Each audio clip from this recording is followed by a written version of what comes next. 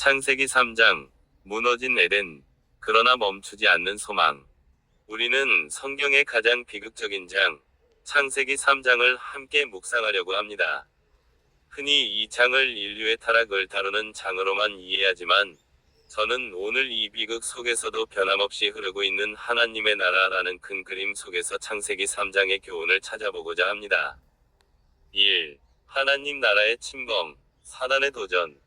하나님께서는 인간을 창조하시고 에덴 동산에 두셨습니다. 그곳은 완벽한 하나님의 통치가 이루어지는 곳, 즉 하나님 나라의 모형이었습니다. 그러나 그 완벽한 평화 속에 사단이 침투합니다. 사단은 강교한 질문으로 하나님의 말씀에 대한 의심을 심었고, 결국 인간으로 하여금 하나님과 같이 될 수 있다는 유혹으로 하나님의 통치에 도전하게 만듭니다. 여기서 우리는 하나님 나라의 가장 큰 적이 바로 사단임을 분명히 깨닫습니다.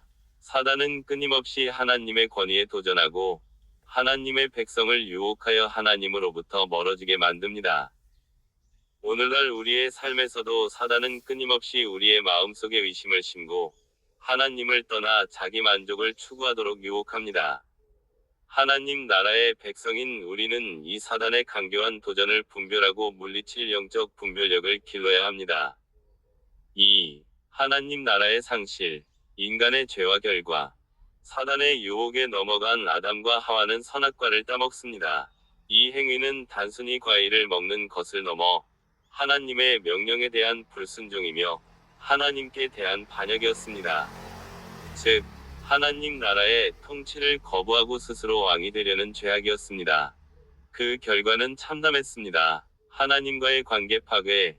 이전에는 하나님과 동행하며 기쁨을 누렸던 그들이 이제는 하나님의 낯을 피하여 숨습니다.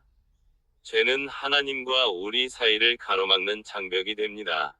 인간 관계의 파괴. 서로를 탓하며 책임을 전가합니다. 죄는 공동체의 평화와 사랑을 무너뜨립니다. 자연과의 관계 파괴, 땅은 저주를 받고 가시덤불과 엉겅퀴를 내게 됩니다. 인간의 죄는 창조 세계에까지 영향을 미칩니다. 죽음의 그림자, 육체적 죽음뿐만 아니라 영적 죽음, 즉 하나님과의 단절이라는 가장 무서운 결과를 가져옵니다. 우리가 짓는 죄는 결코 가벼운 것이 아닙니다. 우리의 죄는 하나님의 나라를 훼손하고 우리 자신뿐만 아니라 관계와 세상에까지 부정적인 영향을 미칩니다. 우리가 짓는 죄 하나하나가 하나님 나라의 통치를 거부하는 행위임을 기억하고 죄를 멀리하기 위해 몸부림쳐야 합니다. 3. 하나님 나라의 소망, 그럼에도 불구하고 부어주시는 은혜.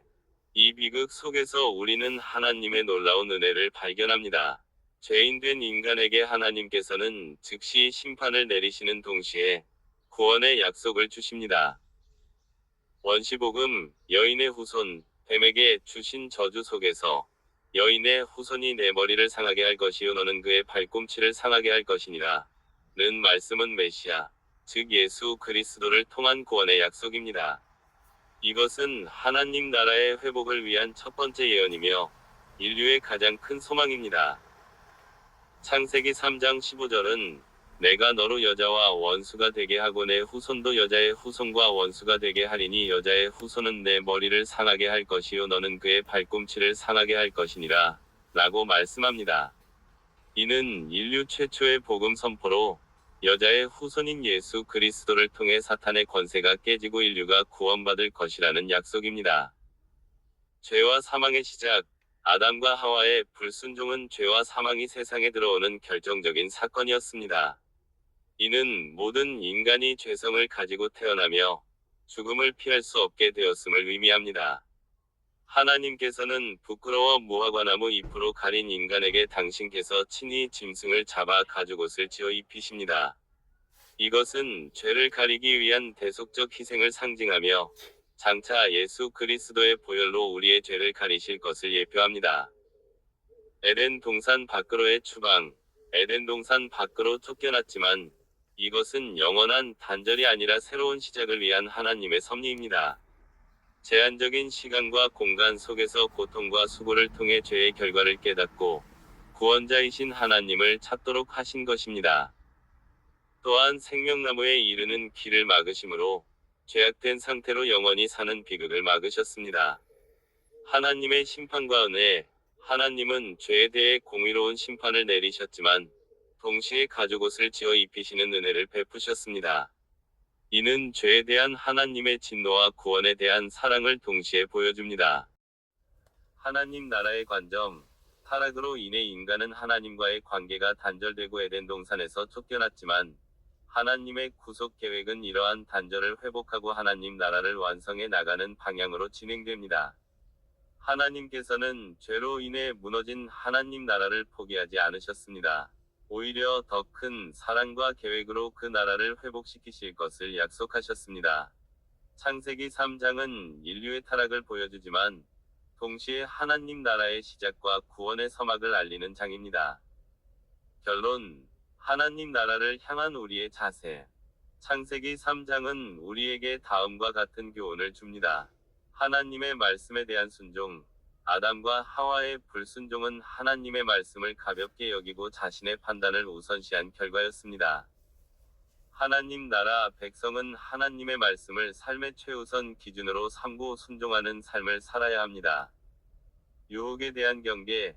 뱀의 강교한 유혹은 인간을 죄에 빠뜨리는 강력한 힘을 보여줍니다. 하나님 나라 백성은 세상의 다양한 유혹에 대해 깨어 경계하며 하나님의 말씀과 성령의 능력을 위지하여 죄를 이겨내야 합니다. 죄의 결과에 대한 인식. 죄는 하나님과의 관계 단절, 고통, 죽음 등 심각한 결과를 가져옵니다. 하나님 나라 백성은 죄의 심각성을 깨닫고 죄를 멀리하며 회개를 통해 하나님과의 관계를 회복해야 합니다. 구속의 은혜에 대한 감사. 하나님의 심판 속에서도 구원의 약속을 주시고 은혜를 베푸신 하나님께 감사하며 예수 그리스도의 구속 사역을 믿고 따르는 삶을 살아야 합니다. 회복된 관계 속에서의 삶. 예수 그리스도를 통해 하나님과의 관계가 회복된 하나님 나라 백성은 하나님을 사랑하고 이웃을 사랑하며 하나님의 뜻을 따라 살아가는 거룩한 삶을 살아야 합니다. 소망을 품고 살아가는 삶. 타락으로 인해 고통과 어려움이 있는 세상이지만 하나님 나라 백성은 궁극적인 구원과 회복에 대한 소망을 품고 인내하며 살아가야 합니다. 죄의 심각성을 깨닫고 회개합시다. 우리의 죄가 하나님 나라를 훼손하고 우리 자신과 이웃에게 고통을 가져다줌을 기억하며 철저히 회개하고 죄를 멀리해야 합니다. 하나님 말씀에 순종합시다. 사단의 유혹은 항상 하나님의 말씀에 대한 불신과 불순종으로 이어집니다. 하나님의 말씀만이 우리 삶의 진정한 기준임을 인정하고 그 말씀에 온전히 순종해야 합니다. 예수 그리스도 안에서 하나님 나라의 소망을 붙듭시다. 에덴 동산은 무너졌지만 하나님께서는 예수 그리스도를 통해 하나님 나라를 회복시키셨습니다. 우리는 예수 그리스도의 십자가 대속과 부활을 통해 죄 사함을 얻고 하나님 나라의 백성이 되었습니다. 이 변함없는 소망을 굳게 붙잡고 믿음으로 나아가야 합니다. 하나님 나라의 확장을 위해 힘씁시다. 우리는 하나님 나라의 백성으로서 이 땅에 하나님의 공의와 사랑이 실현되도록 노력해야 합니다. 복음을 전하고 이웃을 섬기며 정의를 실현하는 삶을 통해 하나님 나라를 확장시키는 일에 동참해야 합니다. 결론적으로 창세기 3장은 인간의 타락이라는 비극적인 사건을 기록하고 있지만 하나님의 변함없는 사랑과 구원 계획을 보여주는 중요한 장입니다. 하나님 나라 백성은 이 사건을 통해 죄의 심각성을 깨닫고 하나님의 말씀에 순종하며 구속의 은혜에 감사하고 소망을 품고 살아가는 삶을 살아야 합니다. 창세기 3장의 비극은 하나님의 놀라운 은혜와 구원 계획을 더욱 분명하게 드러냅니다. 무너진 에덴 동산, 그러나 멈추지 않는 하나님의 구원 사역은 오늘도 계속되고 있습니다. 우리는 그 구원 사역에 동참하는 하나님 나라의 백성입니다. 이 믿음과 소망을 가지고 세상을 향해 나아가며 하나님의 영광을 드러내는 삶을 살아가는 저와 여러분이 되시기를 소망합니다. 아멘.